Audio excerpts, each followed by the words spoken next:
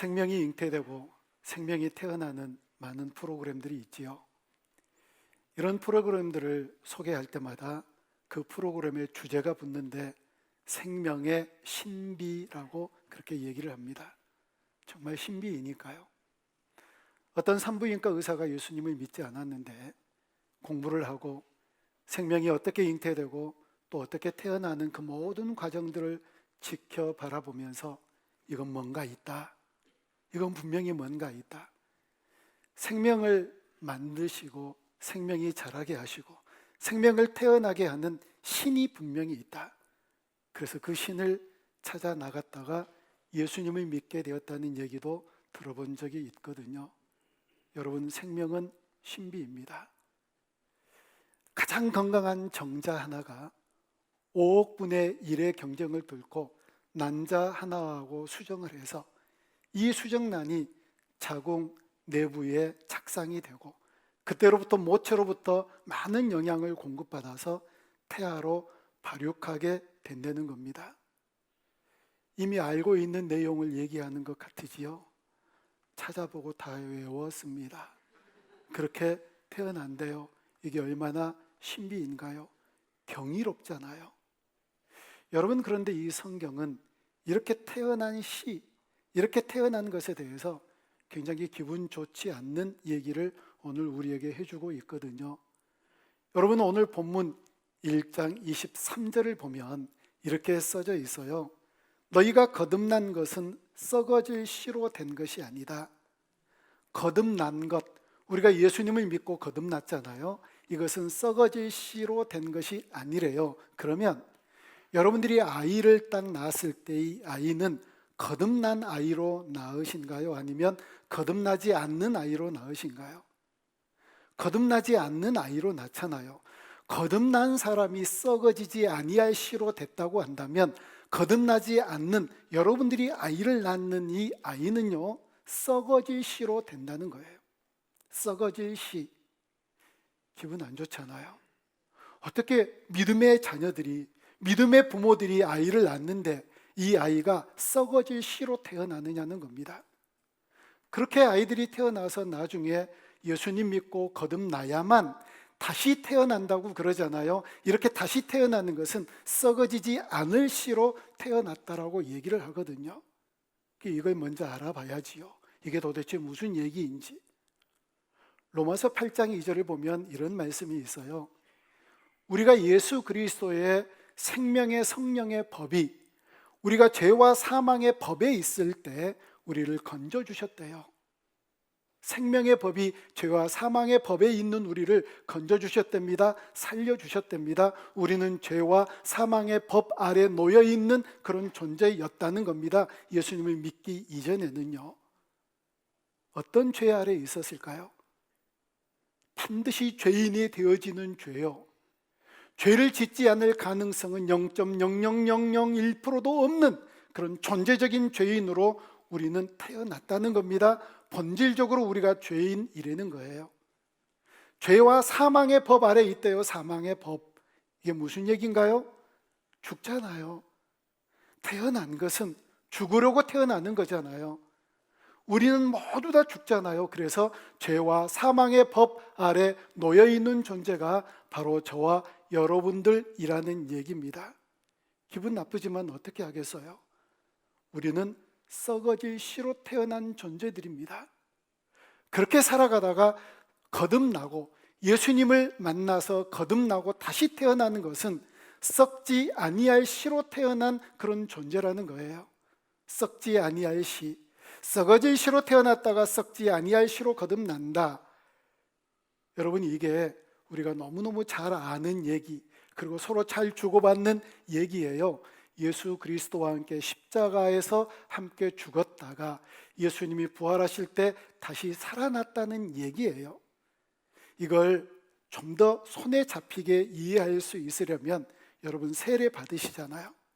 세례를 받을 때 제가 이렇게 물 손에다 찍어서 여러분 머리에다 얹고 세례를 베푸는 이 세례가 진짜 세례가 아니라 성경의 세례는 뭘 얘기를 하느냐면 물속으로 완전히 잠궈요. 물속으로 담근 이유는 너는 이제 죽었다예요. 다시 꺼내요. 이제 너는 다시 살아났다. 너는 예수 그리스도의 십자가에서, 예수님이 십자가에서 죽으실 때 너는 이렇게 죽었다가 부활하실 때 다시 살아난 존재라고 하는 것을 상징적으로 보여주는 이 침례가 진짜 세례거든요. 어떻게 꺼내야 되느냐고 얘기를 하느냐면, 그냥 담궜다가 하나 둘 셋 해서 다시 꺼낸 게 아니라 계속 담궈 놓는데요, 숨 못 쉬잖아요. 힘들잖아요. 참고 참다가 더 이상 못 참으면 담그고 있는, 누르고 있는 그 손을 뿌리치면서 팍 하고 다시 솟아나잖아요. 그러면서 숨을 쉬잖아요. 살았다. 이제 내가 다시 살았다.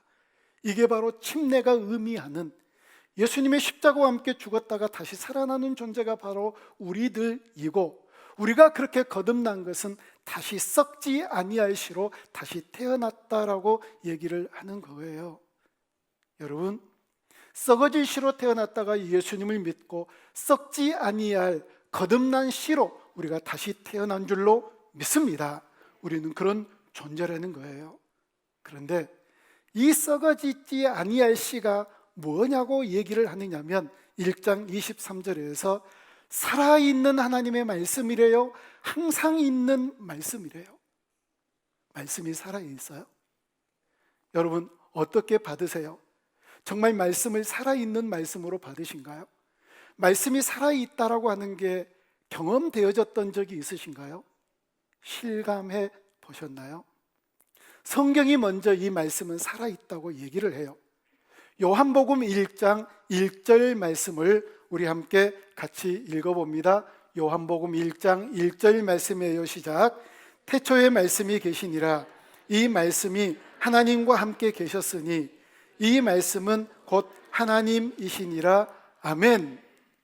하나님 살아계시잖아요. 하나님은 말씀이라고 그러잖아요. 그러니까 말씀이 살아있는 거예요. 그래서 여러분, 말씀이 살아있기 때문에 이 말씀은 우리 머릿속에만 담겨져 있는 말씀이면 안 되거든요. 말씀은 성경책 안에만 기록되어져 있는 말씀이면 안 돼요.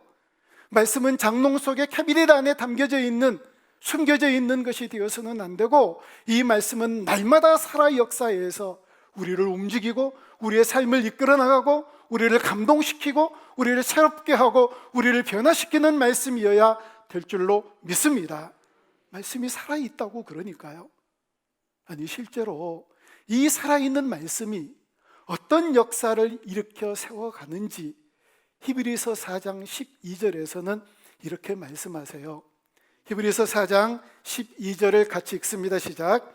하나님의 말씀은 살아있고 활력이 있어 좌우의 날선 어떤 검보다 예리하여 혼과 영과 및 관절과 골수를 찔러 쪼개기까지 하며 또 마음의 생각과 뜻을 판단하나니. 아멘. 하나님의 말씀은 살아있어서 검 같아가지고 이 검으로, 날선 검, 이 검으로 혼, 영, 관절, 골수를 쪼갠대요. 쪼개져 보셨나요? 하나님의 말씀의 검이 나를 쪼개셨나요? 근데 이게 좀 이상하긴 해요. 사실 이게 쪼개지는 게 아니에요. 무슨 나무가 됐다거나 이렇게 무슨 뼈가 됐다거나 이러면 이게 칼로 쪼개지는데, 혼, 영, 관절, 골수, 제가 아까 정형외과 의사 선생님에게 물어봤어요. 관절이 도대체 뭐냐? 관절이, 여러분, 관절이 뼈와 뼈 사이가 관절이래요. 관계할 관, 마디절, 그래갖고 이 뼈와 뼈 사이가 관절이래요.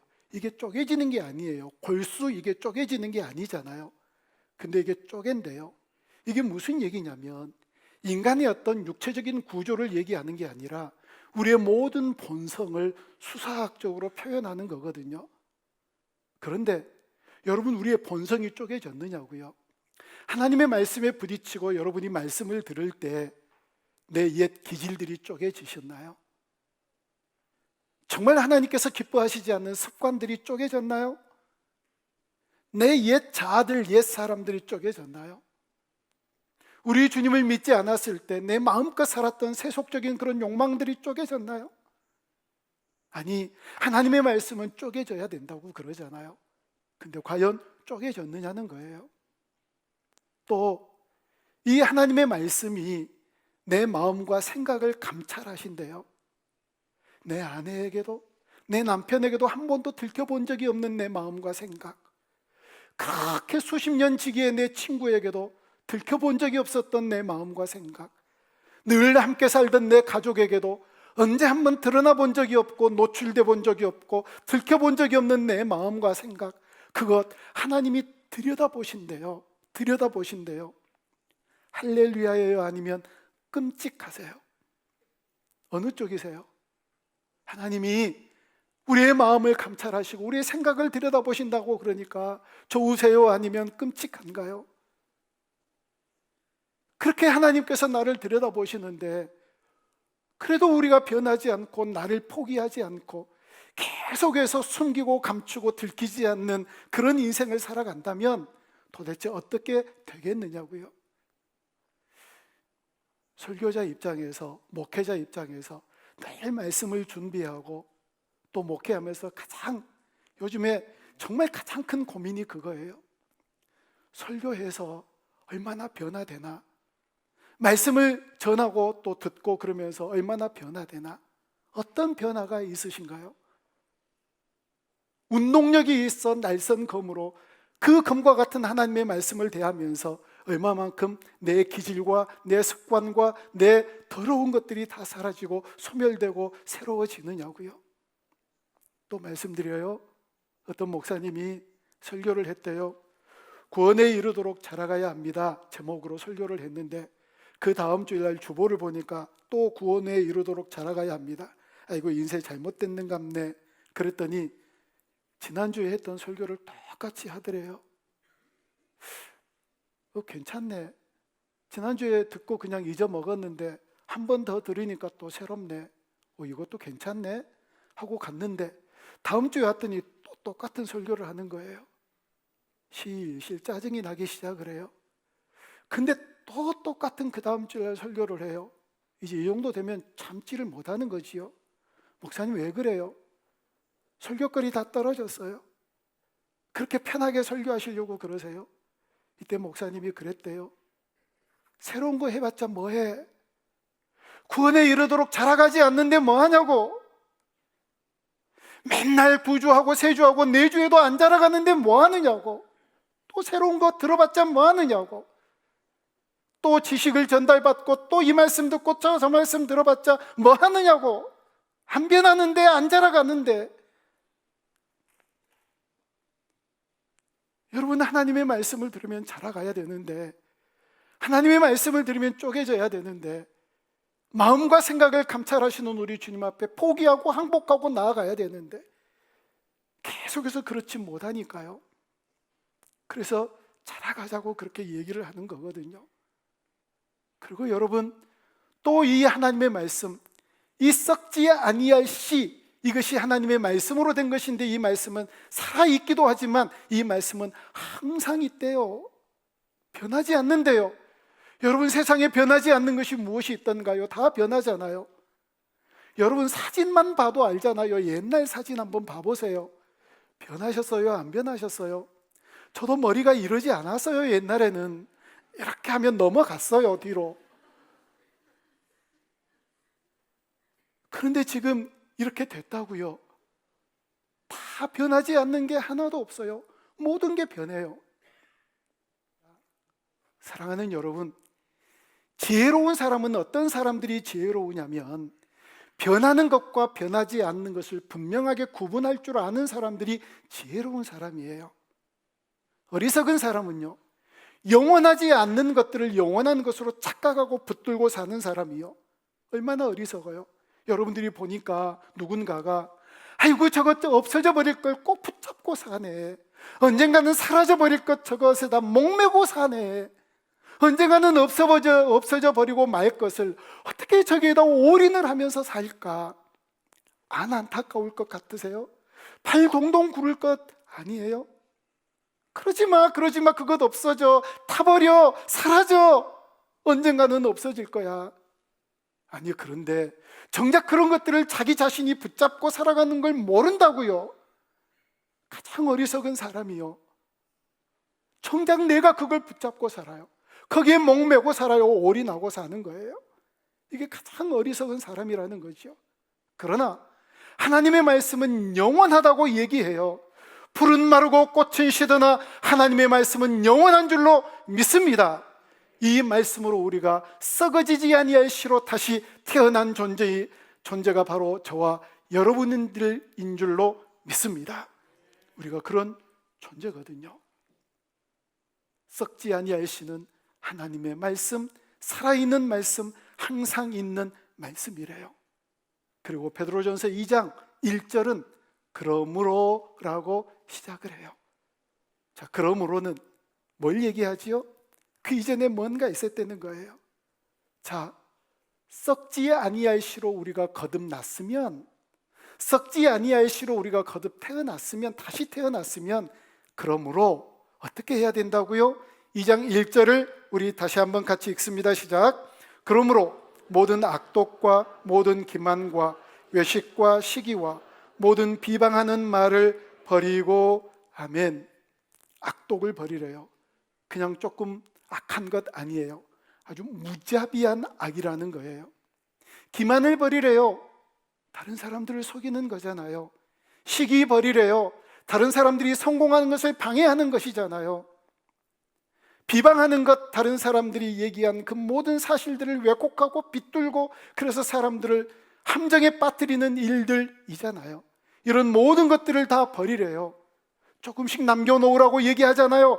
다 버리라고 얘기를 해요. 다 버려라.